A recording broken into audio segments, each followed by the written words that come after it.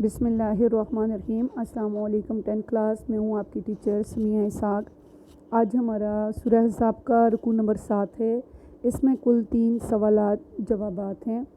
سوال نمبر 1 ہے کہ سورہ احزاب کی اس رکوع کی آیات میں اہل ایمان کو رسول اللہ صلی اللہ علیہ وآلہ وسلم کے گھرانے کے بارے میں کیا ادب سکھایا جا رہا ہے؟ رسول اللہ صلی اللہ علیہ وآلہ وسلم کا گھرانے کا مطلب کیا ہوا؟ یعنی کہ ازواج مطہرات کے بارے میں اہل ایمان والوں کو کیا ادب سکھایا جا رہا ہے؟ تو سب سے پہلا ہمارے پاس ہیڈنگ آ جائے گی، بغیر اجازت نبی صلی اللہ علیہ وآلہ وسلم کے گھر میں داخل نہ ہوں۔ اسلام سے پہلے عربوں میں ایک عجیب سا رواج تھا کہ وہ بے تکلف ایک دوسرے کے گھروں میں چلے جایا کرتے تھے، نہ تو دروازے پر کھڑے ہو کر آواز دے کر اجازت طلب کرتے اور نہ ہی اجازت لینے کی زحمت گوارا کیا کرتے تھے، سیدھے اندر چلے جایا کرتے تھے۔ یہ ایک جاہلانہ طریقہ تھا جو کہ بہت سی خرابیوں کی وجہ بنتا تھا۔ اسی رواج کے مطابق لوگ نبی پاک صلی اللہ علیہ وآلہ وسلم کے گھر میں بھی بن پوچھے آنے لگے۔ اس پر اللہ تعالیٰ نے یہ آیت نازل فرمائی کہ نبی پاک صلی اللہ علیہ وآلہ وسلم کے گھر کے اندر آنے کا ایک قاعدہ مقرر کیا گیا کہ کوئی شخص، خواہ وہ کوئی بھی ہو، کوئی قریبی دوست یا دور کا رشتہ دار ہی کیوں نہ ہو، اجازت کے بغیر وہ گھر میں داخل نہ ہو۔ پھر آہستہ آہستہ یہ قاعدہ تمام مسلمانوں کے گھروں میں رائج ہو گیا۔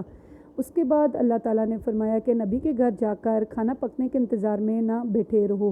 عربوں میں ایک دوسری مہذب عادت کیا ہوتی تھی کہ وہ کھانا پکنے سے تھوڑی دیر پہلے کسی کے گھر چلے جایا کرتے تھے اور کھانا پکنے کا انتظار کرتے رہتے اور پھر کھانا کھا کر آتے۔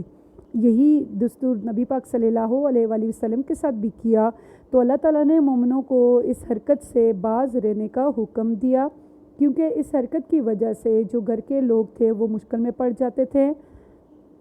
اب کھانے کا وقت کوئی صاحب خانہ یا جو گھر کے لوگ ہیں وہ یہ تو نہیں کہہ سکتے کہ ہمارے کھانے کا وقت ہے، آپ یہاں سے تشریف لے جائیں۔ تو پھر گھر کے اندر کھانا ضرورت کے مطابق اور لوگوں کے مطابق بنتا ہے۔ 1-2 مہمان تو اس میں کھا سکتے ہیں، لیکن 5-6 مہمانوں کے لیے کیسے وہ گھر والے اس کھانے کو یا اس خوراک کو کیسے پورا کریں؟ اس وجہ سے اللہ تعالیٰ نے مسلمانوں کو اس عادت سے منع فرمایا اور یہ حکم ہوا کہ صرف رسول اللہ صلی اللہ علیہ وآلہ وسلم کے گھرانے کے لیے ہی نہیں، بلکہ تمام مسلمانوں کے گھروں کے اندر کھانے کے وقت جانے کی ممانعت کی گئی۔ اس کے بعد کھانے کے بعد صرف باتیں کرنے کے لیے بیٹھے رہتے۔ اب عربوں کے اندر کھانا کھانے کے بعد اگر ان کو دعوت دے دی جاتی، وہ کھانا کھاتے، اور بعض لوگ ایسے تھے جو آپس میں باتیں کرتے رہتے اور گفتگو کا ایسا سلسلہ چھیڑ دیتے جو کہ کسی طرح ختم نہ ہوتا تھا۔ انہیں اس بات کی پرواہ نہیں ہوتی تھی کہ جو گھر کے افراد ہیں وہ تھکے ہوئے ہیں، ان کو زحمت ہو رہی ہوگی، انہوں نے اپنے گھر کے باقی کام بھی کرنے ہیں۔ تو اللہ تعالیٰ نے اس پر یہ آیت نازل فرمائی کہ ہاں، اگر تمہیں کھانے پر بلایا جائے، یعنی کہ تمہیں کھانے کی دعوت دے دی جائے تو ضرور آؤ، مگر جب کھانا کھا لو تو منتشر ہو جاؤ۔ منتشر ہو جانے کا مطلب کیا ہوا ہے؟ یعنی کہ اپنے اپنے گھروں کو واپس چلے جاؤ، علیحدہ ہو جاؤ، باتیں کرنے میں نہ لگے رہو۔ تمہاری یہ حرکتیں نبی صلی اللہ علیہ وآلہ وسلم کو تکلیف دیتی ہیں، مگر وہ شرم کی وجہ سے کچھ نہیں کہتے اور اللہ تعالیٰ حق بات کہنے میں نہیں شرماتا۔ یعنی کہ نبی پاک صلی اللہ علیہ وآلہ وسلم تو شرم کی وجہ سے انہیں یہ نہیں کہتے تھے کہ آپ اپنے گھروں کو چلے جائیں۔ اب یہ بات کیوں کہی اللہ تعالیٰ نے؟ کس بات پہ نبی پاک صلی اللہ علیہ وآلہ وسلم کے گھر میں تشریف لائے تھے؟ تو اس طرح ہوا تھا کہ حضرت انس بن مالک رضی اللہ تعالیٰ عنہ سے روایت ہے کہ ایک بار رات کے وقت ولیمے کی دعوت تھی نبی پاک صلی اللہ علیہ وآلہ وسلم کا، جو حضرت زینب کے ساتھ نکاح ہوا تھا اس کی بات ہو رہی ہے۔ عام لوگ تو کھانا کھانے کے بعد رخصت ہو گئے، مگر 2-3 حضرات ایسے تھے جو کہ باتوں میں لگے رہے اور بہت دیر تک باتیں کرتے رہے، جس پر نبی پاک صلی اللہ علیہ وآلہ وسلم کو بڑی تکلیف ہوئی۔ تو اللہ تعالیٰ نے یہ تنبیہ فرمائی، اس بات کی ممانعت فرمائی کہ کھانا کھانے کے بعد باتیں کرنے کے لیے اسی گھر میں نہ بیٹھے رہا کرو۔ پھر اس کے بعد ازواج مطہرات کے بارے میں ایک اور حکم آیا کہ پردے کا حکم آ گیا۔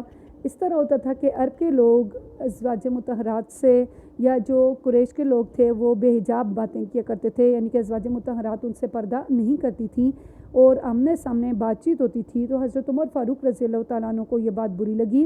آپ رضی اللہ تعالیٰ عنہ نے اس کا اظہار رسول پاک صلی اللہ علیہ وآلہ وسلم سے کیا۔ اس پر آیت حجاب نازل ہوئی، یعنی کہ مومنوں پر پردے کا حکم نازل ہو گیا، اور آیت یہ تھی کہ نبی پاک صلی اللہ علیہ وسلم کی بیویوں سے اگر تمہیں کچھ مانگنا ہو تو پردے کے پیچھے سے مانگا کرو، یہ تمہارے اور ان کے دلوں کی پاکیزگی کے لیے زیادہ مناسب طریقہ ہے۔ پھر اس طرح ہوا تھا کہ نبی پاک صلی اللہ علیہ وسلم کے گھر میں کوئی بھی مرد جب آتا تو وہ پردے کے پیچھے سے بات کرتا تھا، اور آہستہ آہستہ اس طرح ہوا کہ تمام مسلمانوں کے گھروں کے باہر پردے لٹک گئے، یعنی کہ تمام مسلمان اسی سنت کو اپنانے لگ گئے۔ نبی پاک صلی اللہ علیہ وسلم کی ایک اور ازواج مطہرات کے بارے میں حکم دیا گیا مومنین کو کہ بیوہ جو ہیں وہ اہل ایمان کے لیے حرام ہیں۔ یہ والا پوائنٹ ہم پچھلے رکوع میں بہت اچھے سے بہت ڈیٹیل میں بیان کر چکے کہ اللہ تعالیٰ نے ازواج مطہرات کو مومنوں کی مائیں قرار دیا، اور ان کے ساتھ کسی بھی انسان کا، عام انسان جو ہے، اہل ایمان جو ہے، ان پر حرام قرار دی گئی، یعنی کہ ان کا نکاح نبی کی بیویوں میں سے کسی کے ساتھ بھی نہیں ہو سکتا نبی کی وفات کے بعد۔ تو فرمایا اللہ تعالیٰ نے آیت میں اس طرح فرمایا، اور یہ جائز نہیں ہے کہ یعنی کہ انبیاء کی وفات کے بعد ان کی بیویوں سے نکاح کرو، یہ اللہ تعالیٰ کے نزدیک بہت بڑا گناہ ہے۔ پھر جن کو نبی پاک صلی اللہ علیہ وسلم کے گھر میں آنے کی اجازت تھی وہ کون کون تھے؟ جو ازواج مطہرات تھیں ان کے ماں باپ، ان کے بیٹے، ان کے بھائی، ان کے بھتیجے، ان کے بانجے، اور میل جل کی عورتیں، عورتوں سے عورتوں کا پردہ نہیں ہوتا، اور مملوک کہتے ہیں غلاموں کو، ان کو صرف گھروں کے اندر آنے کی اجازت تھی، اس کے علاوہ باقی سب کو آنے سے منع کر دیا گیا، اور پردے کے پیچھے سے ازواج مطہرات سے بات کرنے کا حکم دیا۔ جی بچوں، یہ تھا ہمارا سوال نمبر 1۔ اب دیکھتے ہیں سوال نمبر 2 کیا ہے۔ رسول اللہ صلی اللہ علیہ وسلم کے ہاں کھانے کی دعوت پر آنے والوں کو کن آداب کی تعلیم دی گئی؟ پہلے ازواج مطہرات کے بارے میں، گھرانے کے بارے میں تھی، اب جو دعوت کے لیے آئے تھے تو وہ جو صحیح اس رکوع میں جس کے بارے میں آپ کو سارا ذکر ملے گا۔ تو دعوت پر آنے والوں کی عادت ہم پیچھے ڈسکس کر چکے کہ وہ کھانا کھانے کے بعد بھی باتیں کرنے کا ایسا سلسلہ شروع کر دیتے تھے جو کہ ختم نہیں ہوتا تھا۔ انہیں اس بات کی پرواہ نہیں ہوتی تھی کہ جو گھر کے افراد ہیں وہ تھکے ہوئے ہیں، انہیں آرام کرنا ہے یا انہوں نے گھر کے دوسرے کام کاج کرنے ہیں۔ تو اس عادت کی وجہ سے وہ نبی پاک صلی اللہ علیہ وسلم کو بھی تنگ کرتے تھے، اور آپ صلی اللہ علیہ وسلم اپنے اخلاق حسنہ کی وجہ سے یہ سب برداشت کرتے تھے اور انہیں منع نہیں فرماتے تھے۔ اب یہ بات کیا تھی، پورا واقعہ کیا تھا کہ حضرت زینب رضی اللہ تعالیٰ عنہ کے ولیمے کے روز نبی پاک صلی اللہ علیہ وسلم نے جب ولیمے کی دعوت دی تو تمام لوگ تو کھانا کھا کر فارغ ہو گئے، مگر 2-3 حضرات ایسے تھے جو کہ باتیں کرنے میں لگ گئے، یہاں تک کہ نبی پاک صلی اللہ علیہ وسلم تنگ آ کر اٹھے اور ازواج مطہرات کے ہاں ایک چکر لگایا۔ واپس آئے تو دیکھا وہ حضرات بیٹھے ہوئے تھے۔ آپ صلی اللہ علیہ وسلم پھر پلٹ گئے اور حضرت عائشہ صدیقہ رضی اللہ تعالیٰ عنہ کے حجرے میں جا بیٹھے۔ جب اچھی خاصی رات گزر گئی تو آپ صلی اللہ علیہ وسلم کو معلوم ہوا کہ وہ لوگ چلے گئے ہیں، تب آپ صلی اللہ علیہ وسلم حضرت زینب کے مکان پر تشریف لائے۔ اس کے بعد اللہ تعالیٰ نے ان لوگوں کی ان بری عادات پر لوگوں کو متنبہ فرمایا اور یہ آیت اس موقع پر نازل کی۔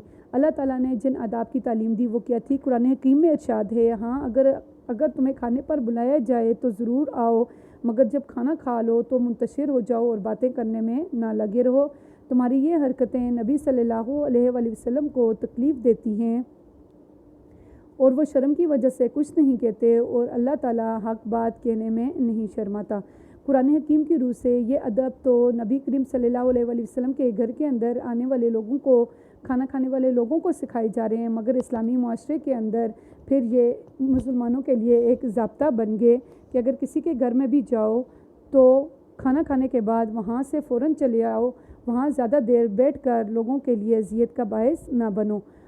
قرآن کریم اس چیز کی ممانعت کرتا ہے اور کھانا کھانے کے بعد گھر والوں کے لیے زحمت بننے کا باعث بننے سے منع کرتا ہے، اور جو لوگ اللہ تعالیٰ اور اس کے رسول صلی اللہ علیہ وسلم کو اذیت دیتے ہیں ان پر دنیا اور آخرت میں اللہ تعالیٰ نے لعنت فرمائی ہے۔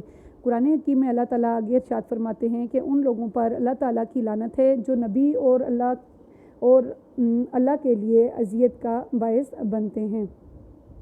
جی بچوں، یہاں پہ ہمارا سوال نمبر 2 مکمل ہو گیا۔ اب ہمارا سوال نمبر 3 ہے کہ نبی پاک صلی اللہ علیہ وسلم پر درود و سلام کی کیا اہمیت ہے اور اس کے متعلق کیا حکم دیا گیا ہے؟ اگر آپ کو یاد ہو تو آپ نے 9th کلاس میں یہ پوری کی پوری ایک حدیث پڑھی ہوئی ہے جس میں تھا کہ من صلی علیہ مرتن فتح اللہ لہ بابا من العافیہ، جس نے نبی پاک صلی اللہ علیہ وسلم کا ارشاد تھا کہ جس نے مجھ پر ایک مرتبہ درود بھیجا اللہ نے اس کے لیے عافیت کا دروازہ کھول دیا۔ اب رسول اللہ صلی اللہ علیہ وسلم پر درود و سلام کی اہمیت کیا ہے؟ نبی پاک صلی اللہ علیہ وسلم پر درود و سلام بھیجنے کی اہمیت اور فضیلت کا عنوان تو بہت زیادہ وسیع ہے۔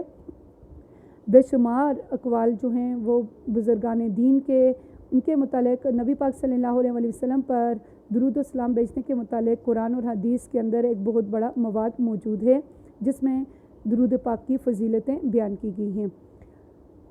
حضرت انس رضی اللہ تعالیٰ عنہ سے روایت ہے کہ رسول اللہ صلی اللہ علیہ وسلم نے فرمایا جو شخص مجھ پر ایک بار درود پڑھے گا اللہ تعالیٰ اس پر 10 رحمتیں نازل فرمائے گا اور اس کی 10 خطائیں معاف کرے گا اور 10 درجے بلند کرے گا۔ میں آپ کو پہلے بھی بتا چکی کہ درود شریف وہ واحد ایک ایسی عبادت ہے جو آپ کے دائیں اور بائیں کندھے پر بیٹھنے والے کرامن کاتبین دونوں کو مصروف کرتا ہے۔ ویسے بچوں اگر دیکھا جائے تو ہر وقت یا انسان نیکی کر رہا ہوتا ہے یا انسان گناہ کر رہا ہوتا ہے جس کی وجہ سے یا اس کا دائیں کندھے والا فرشتہ مصروف ہوتا ہے یا بائیں کندھے والا، لیکن درود شریف ایک ایسی فضیلت والا عمل ہے جس کے کرنے پر دونوں کے دونوں فرشتے مصروف عمل ہو جاتے ہیں۔ ایک فرشتہ دائیں کندھے والا فرشتہ جو ہے وہ آپ کی نیکیاں لکھنے میں مصروف ہو جاتا ہے اور بائیں کندھے والا آپ کے گناہوں کو مٹانے میں مصروف ہو جاتا ہے اور اس کے ساتھ ساتھ آپ کے جنت میں 10 درجے بلند ہو جاتے ہیں۔ اسی طرح نبی پاک صلی اللہ علیہ وسلم نے ایک اور جگہ پر ارشاد فرمایا جو مجھ پر ایک مرتبہ درود پڑے گا اللہ تعالیٰ اس پر 10 بار رحمت فرمائے گا۔ اس کا مطلب ہوا اگر ہمیں اللہ کی رحمت کا حقدار بننا ہے تو نبی پاک صلی اللہ علیہ وسلم پر درود و سلام بھیجنا ہوگا۔ حضرت عبداللہ بن عمر رضی اللہ تعالیٰ عنہ نے فرمایا کہ جو شخص نبی پاک صلی اللہ علیہ وسلم پر ایک بار درود پڑے گا اللہ تعالیٰ اور اس کے فرشتے 70 رحمتیں اس پر نازل فرمائیں گے۔ حضرت علی رضی اللہ تعالیٰ عنہ سے روایت ہے کہ نبی پاک صلی اللہ علیہ وسلم نے فرمایا جو شخص مجھ پر ایک بار درود پڑھتا ہے اللہ تعالیٰ اس کو ایک قرات ثواب لکھ دیتے ہیں۔ ایک قرات کس کے برابر ہے؟ کوہ احد کے برابر، احد کے پہاڑ کے برابر ہوتا ہے ایک قرات۔ تو آپ کو ایک مرتبہ درود بھیجنے پر اتنا زیادہ آپ ثواب کے مستحق ہو جائیں گے۔ اب درود پڑھنے کی فضیلت کیا ہے؟ تو نبی پاک صلی اللہ علیہ وسلم نے فرمایا جو شخص صبح اور شام 10 مرتبہ مجھ پر درود پڑھے گا اس کو میری شفاعت مل جائے گی۔ حضرت ابوبکر صدیق رضی اللہ تعالیٰ عنہ کا بیان ہے کہ ایک مرتبہ وہ رسول اللہ صلی اللہ علیہ وسلم کے پاس موجود تھے کہ ایک آدمی آیا اور اس نے نبی پاک صلی اللہ علیہ وسلم کو سلام کیا۔ نبی پاک صلی اللہ علیہ وسلم نے بہت خندہ پیشانی کے ساتھ اس کو جواب دیا اور اس کو اپنے پہلو میں بٹھا لیا۔ جب وہ شخص اپنا کام پورا کر کے اٹھ گیا تو رسول اللہ صلی اللہ علیہ وسلم نے فرمایا ابو بکر یہ شخص روزانہ اس کا عمل جو ہے وہ باشندگان زمین کا مطلب ہوتا ہے زمین پر بسنے والے جو لوگ ہیں ان کے اعمال کے برابر اٹھایا جاتا ہے۔ میں نے عرض کیا ایسا کیوں ہے؟ تو نبی پاک صلی اللہ علیہ وسلم نے فرمایا کہ جب صبح ہوتی ہے تو یہ شخص 10 بار مجھ پر درود پڑھتا ہے۔ اب درود پاک جو ہے وہ بچوں نبی پاک صلی اللہ علیہ وسلم کی قربت کا ذریعہ بھی ہے۔ حضرت ابن مسعود رضی اللہ تعالیٰ عنہ کی روایت ہے کہ رسول اللہ صلی اللہ علیہ وسلم نے فرمایا قیامت کے دن مجھ سے سب سے زیادہ قریب وہ شخص ہوگا جو مجھ پر سب سے زیادہ درود پڑھتا ہوگا۔ حضرت ابی بن کعب رضی اللہ تعالیٰ عنہ کا بیان ہے کہ میں نے عرض کیا یا رسول اللہ صلی اللہ علیہ وسلم میں آپ صلی اللہ علیہ وسلم پر درود پڑھتا ہوں کتنی بار پڑھا کروں؟ فرمایا جتنی بار تم چاہو۔ تو حضرت کا ابی بن کعب رضی اللہ تعالیٰ عنہ نے فرمایا کہ 1/4 مقرر کر لوں؟ فرمایا جتنا تم چاہو، اگر تم زیادہ کر لو تو تمہارے لیے بہتر ہوگا۔ تو میں نے عرض کیا کہ آدھا حصہ درود کا بنا لوں؟ تو نبی پاک صلی اللہ علیہ وسلم نے فرمایا جتنا چاہو، اگر زیادہ کر لو تو تمہارے لیے بہتر ہوگا۔ اسی طرح میں نے 2/3 فرمایا، پھر فرمایا کہ تم زیادہ کر لو تو تمہارے لیے بہتر ہے۔ اسی طرح میں نے عرض کیا کہ میں اپنی ساری زندگی آپ صلی اللہ علیہ وسلم کے لیے درود بھیجنے میں صرف کر دوں گا۔ تو آپ صلی اللہ علیہ وسلم نے فرمایا کہ ایسی حالت میں پھر تمہاری ساری فکریں دور ہو جائیں گی، تمہارے سارے کام پورے کر دیے جائیں گے اور تمہارے گناہ ساقط ہو جائیں گے، یعنی کہ جو تم گناہ کی رب تعالیٰ تم سے توفیق ہی لے لیں گے، تمہیں کبھی گناہ کی توفیق ہی نہیں ہوگی۔ اب بچوں اس کا مطلب ہوا کہ اگر ہم نبی پاک صلی اللہ علیہ وسلم پر درود و سلام بھیجتے ہیں تو ہماری دنیا اور آخرت کی ساری فکریں دور ہو جائیں گی، ہمارے ہر ایک کام کے اندر آسانی ہو جائے گی اور اللہ تعالی ہم سے گناہ کو روک دیں گے۔ اسی طرح حضرت عبداللہ بن عامر رضی اللہ تعالیٰ عنہ نے بیان کیا ہے کہ رسول اللہ صلی اللہ علیہ وآلہ وسلم نے فرمایا، جو شخص مجھ پر جتنا درود پڑھتا ہے فرشتے اتنی ہی اس پر رحمتیں نازل کرتے ہیں۔ اس کا مطلب ہے جتنا زیادہ نبی پر درود بھیجیں گے اتنی ہی زیادہ رحمتیں رب کی نازل ہوں گی، اتنی ہی زیادہ فرشتے ہم پر رحمتوں کا نزول کریں گے۔ اس کے بعد نبی پاک صلی اللہ علیہ وآلہ وسلم نے فرمایا کہ اگر اپنا تمام وقت رسول صلی اللہ علیہ وآلہ وسلم پر درود پڑھنے میں صرف کر دوں تو حضور صلی اللہ علیہ وآلہ وسلم نے فرمایا کہ تب اللہ تعالیٰ تیری دنیا اور آخرت کی مشکلات کو آسان کر دے گا۔ اس کا مطلب ہوا کہ جو درود شریف ہے وہ دنیا اور آخرت کی مشکلات کو آسان کرنے کا طریقہ ذریعہ بھی ہے۔ دنیا کی مشکلات بھی آسان ہوں گی اور آخرت کی بھی، اگر ہم نبی پاک صلی اللہ علیہ وآلہ وسلم پر خلوص کے ساتھ درود و سلام بھیجیں گے۔ اب درود و سلام کے متعلق اللہ تعالیٰ کا کیا حکم ہے؟ تو اللہ تعالیٰ فرماتے ہیں، ان اللہ و ملائکتہ یصلون علی النبی یا ایھا الذین آمنوا صلوا علیہ وسلموا تسلیما، کہ اللہ تعالیٰ اور اس کے فرشتے نبی صلی اللہ علیہ وآلہ وسلم پر درود بھیجتے ہیں۔ اے ایمان والو، تم بھی نبی صلی اللہ علیہ وآلہ وسلم پر درود و سلام بھیجا کرو۔ یعنی کہ یہ ایک ایسا کام ہے جو کہ اللہ تعالیٰ خود بھی فرماتے ہیں۔ اللہ تعالیٰ فرماتے ہیں کہ میں اور میرے فرشتے بھی میرے نبی پر درود بھیجتے ہیں، تو اے ایمان والو تم بھی نبی صلی اللہ علیہ وآلہ وسلم پر درود و سلام بھیجا کرو۔ حضور صلی اللہ علیہ وآلہ وسلم نے فرمایا، اس شخص کو بدنصیب فرمایا کہ جس کے سامنے نبی پاک صلی اللہ علیہ وآلہ وسلم کا ذکر ہو اور وہ درود نہ پڑھے۔ رسول اللہ صلی اللہ علیہ وآلہ وسلم نے فرمایا، جس کے سامنے میرا ذکر ہوا اور اس نے مجھ پر درود نہیں پڑھا وہ بدنصیب ہو گیا۔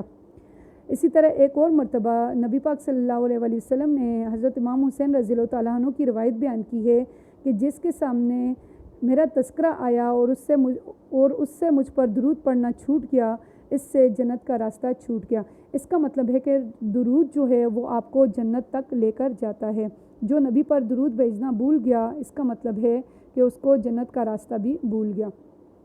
اب ہر ایک محفل کے اندر درود پڑھنے کی کیا تلقین کی گئی ہے کہ حضور صلی اللہ علیہ وآلہ وسلم نے فرمایا کہ جب کسی محفل میں انسان بیٹھتے ہیں اس میں نہ اللہ کا ذکر کرتے ہیں اور نہ ہی اس کے نبی پاک صلی اللہ علیہ وآلہ وسلم پر درود بھیجتے ہیں، تو قیامت کے دن ایسی مجلس جو ہوگی ان کے لیے وبال ہوگی، یعنی کہ ان کے لیے مشکل کا باعث بنے گی، ان کے لیے اذیت کا باعث بنے گی۔ اللہ تعالیٰ چاہے تو اس مجلس والوں کو معاف کر دے، نہیں تو ان کو عذاب دے۔